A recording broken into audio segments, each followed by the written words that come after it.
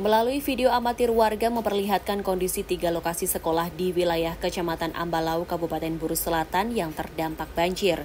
Intensitas hujan sedang hingga lebat yang terjadi pada pukul 6 sampai 10 pagi waktu Indonesia Timur pada Jumat 16 Mei mengakibatkan banjir di Desa Kampung Baru.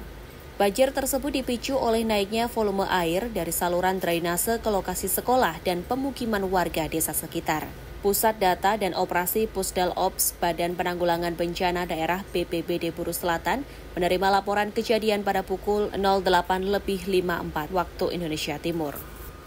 Berdasarkan laporan itu menyebutkan banjir meredam lokasi halaman sekolah dasar Negeri 06 Ambalau, SMP Negeri 05 Ambalau, dan SMA Negeri 5 Buru Selatan, termasuk lapangan dan jalan raya hingga ke pemukiman warga. Kondisi arus air yang deras turut memicu pengikisan tanah di bagian bawah pondasi jembatan yang terbuat dari kayu, sehingga terancam putus dari badan jalan.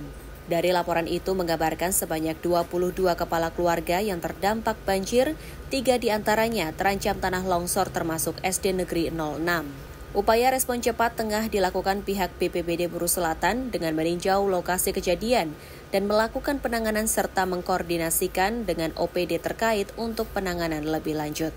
Dari Namrole, RSA Jawa melaporkan.